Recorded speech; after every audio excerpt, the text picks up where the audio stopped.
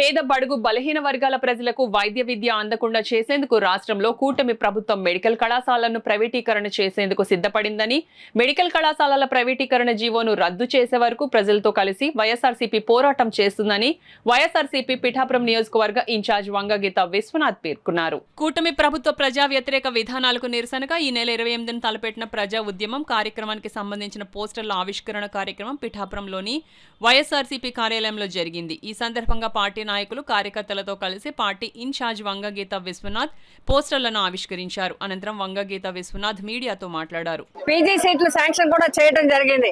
అయినప్పటికీ ఈ ప్రభుత్వం ప్రజలకు వ్యతిరేకంగా, వైద్య విద్యకి వ్యతిరేకంగా, పేద బడుగు బలహీన వర్గాల వైద్య విద్యకు వ్యతిరేకంగా ఒక జీవోని తీసుకొచ్చి 33+33 66 సంవత్సరాలు మరి ఈ యొక్క మెడికల్ కాలేజీలు అన్నింటినీ ప్రైవేటీకరణ చేయడానికి నిర్ణయాన్ని తీసుకోవడాన్ని తీవ్రంగా నిరసిస్తూ ప్రజల పక్షాన నిలబడుతూ వైద్య విద్యకి పూర్తి సహకారాన్ని అందిస్తూ జగన్మోహన్ రెడ్డి గారు ఈ పాటికే కార్యక్రమాన్ని తీసుకోవడం జరిగింది.